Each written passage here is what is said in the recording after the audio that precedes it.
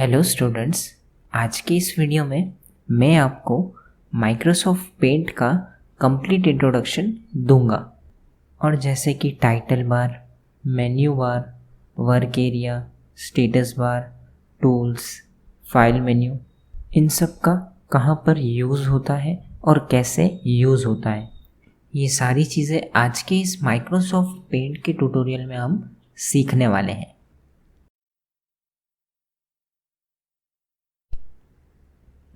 तो सबसे पहले हम माइक्रोसॉफ्ट पेंट को ओपन कर लेंगे।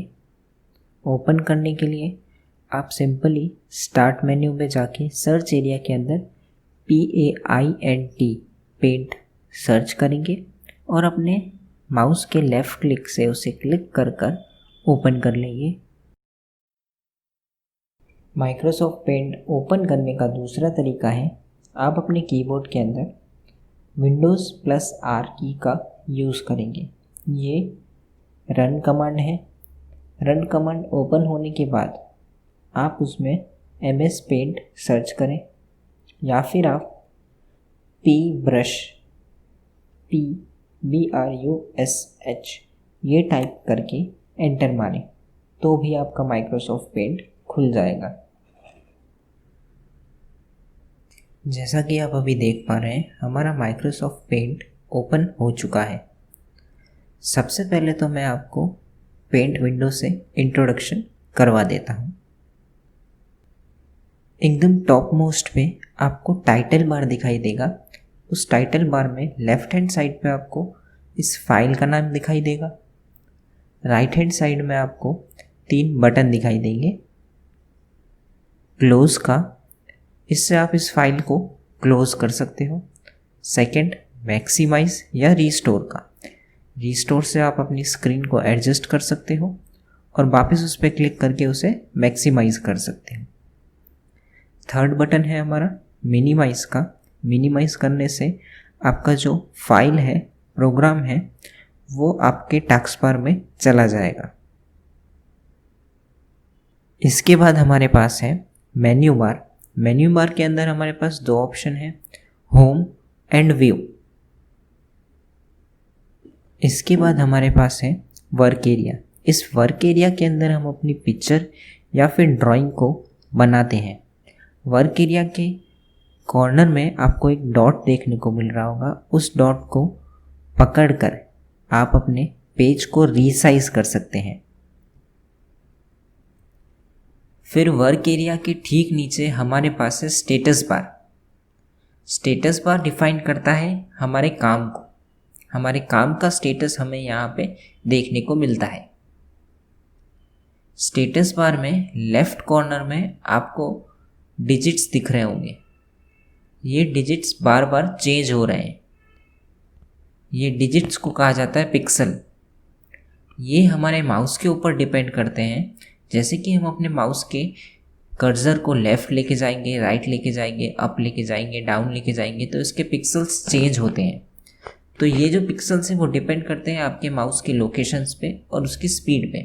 जैसे आप अपने माउस में मूवमेंट करेंगे, ये वैसे ही चेंज होगा। फिर उसके ठीक बाजू में आपको एक स्क्रीन का रेशियो दिख रहा होगा।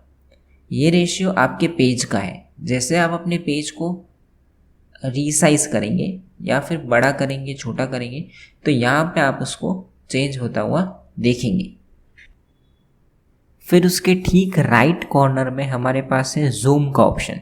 इस जूम के ऑप्शन से हम अपनी पिक्चर या फिर ड्राइंग को जूम करके यानी बड़ा करके देख सकते हैं। यहाँ पर आपको 2 बटन मिल रहे होंगे, एक माइनस का और एक प्लस का। इस प्लस के ऑप्शन पे आप क्लिक करेंगे तो आपका जो पिक्चर है वो जूम होगा, और माइनस के ऑप्शन पे अगर आप क्लिक करेंगे तो आपका पिक्चर छोटा होगा। अब चलते हैं इसकी मेन मेन्यू के अंदर, जो कि है फाइल मेन्यू।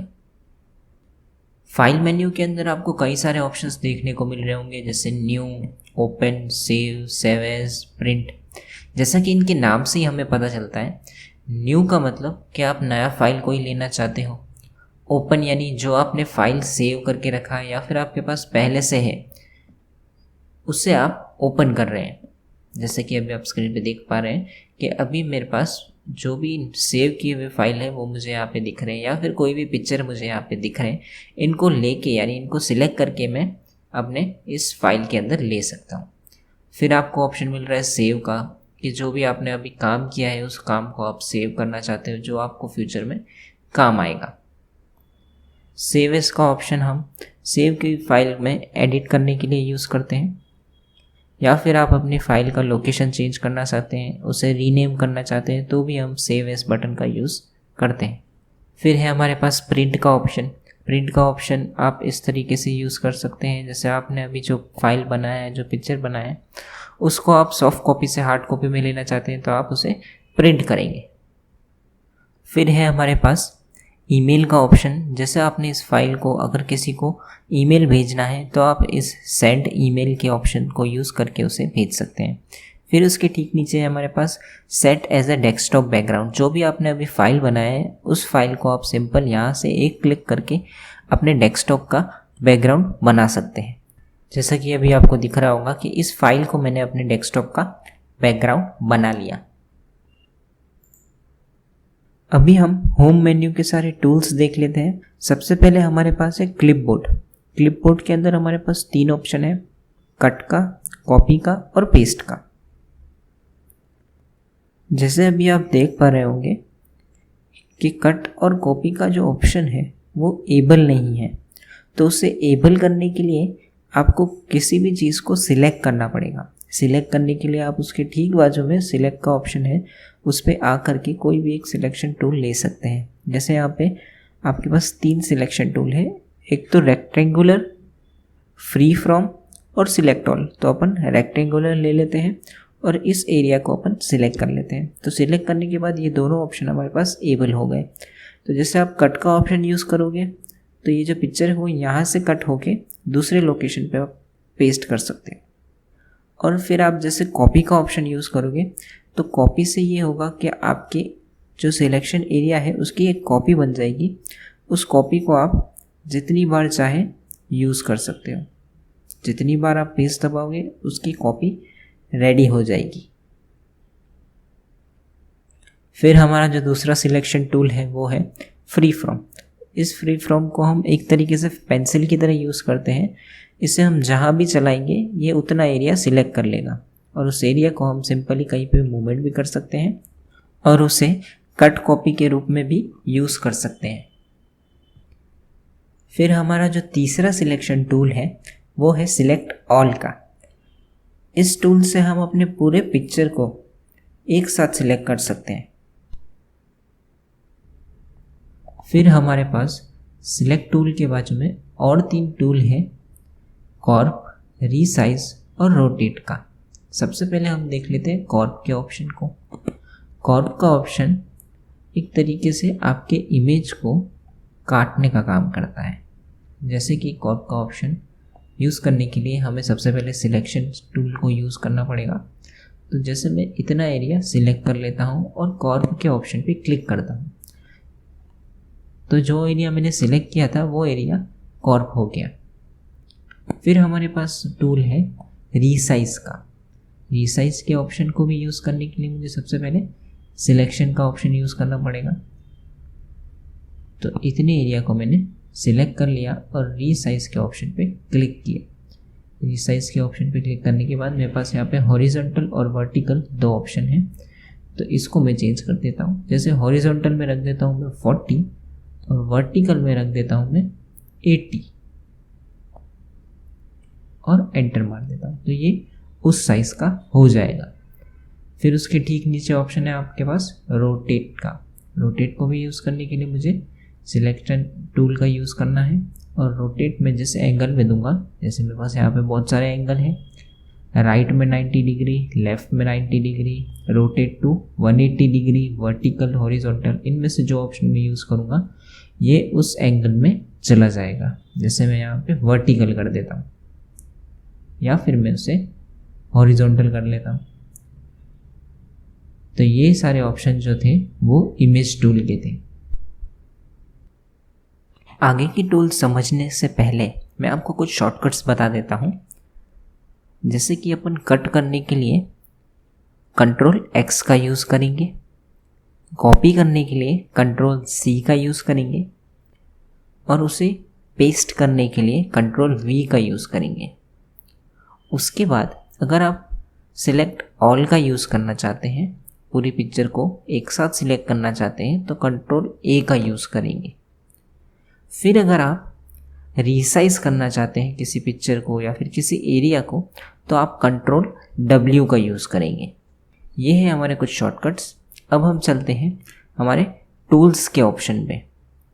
टूल्स के ऑप्शन में आपको कई सारे ऑप्शन दिख रहे होंगे। सबसे पहले हम ऑप्शन देख लेते हैं पेंसिल का।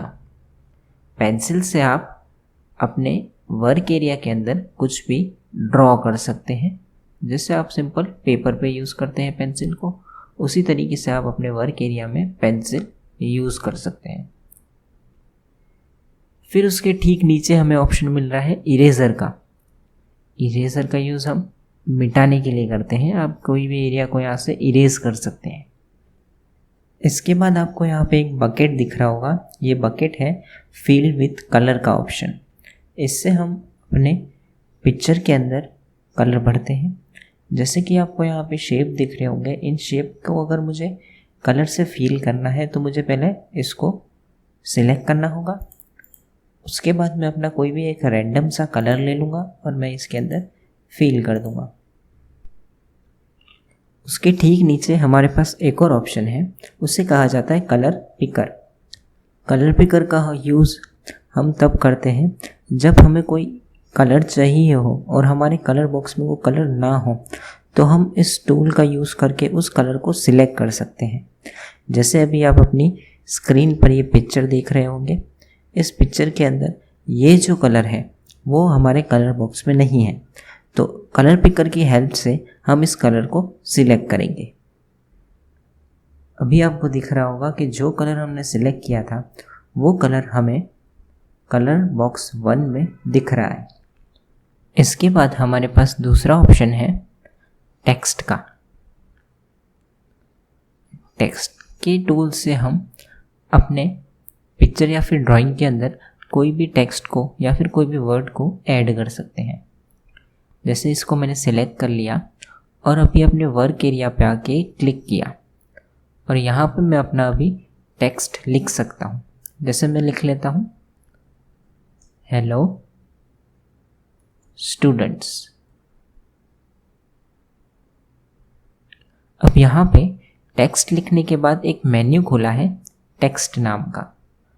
इस मेन्यू के अंदर बहुत सारे टूल्स हैं। इन टूल्स का यूज़ करके मैं अपने टेक्स्ट को एडिट कर सकता हूँ। एडिट करने से पहले मुझे इस टेक्स्ट को सिलेक्ट करना पड़ेगा। बिना सिलेक्ट करे मैं इसमें कोई भी चेंजेस नहीं ला सकता। सिलेक्ट करने के बाद यहाँ पे जैसे मैं हैंडराइटिंग इसका बदल सकता हूँ, अपने टेक्स्ट का साइज़ बदल सकता हूँ। टेक्स्ट को अगर मुझे बोल्ड करना है, बोल्ड के बाजू में है इटैलिक का ऑप्शन। टेक्स्ट को थोड़ा सा बेंड अगर मुझे करना है, इटैलिक के बाजू में है अंडरलाइन का ऑप्शन। अंडरलाइन से मैं अपने टेक्स्ट के नीचे एक लाइन लगा सकता हूँ। फिर मैं अपने टेक्स्ट में अगर कलर करना चाहता हूँ तो यहाँ पे मुझे कलर बॉक्सेस दिख रहे होंगे। जो कलर मैं सिलेक्ट करूँगा वो कलर मेरे टेक्स्ट के अंदर ऐड हो जाएगा। टेक्स्ट टूल के ठीक नीचे आपको एक मैग्नीफायर का टूल मिलेगा। उस मैग्नीफायर के टूल से आप अपनी पिक्चर को या फिर कोई भी पर्टिकुलर एरिया को जूम करके अच्छे से देख सकते हैं।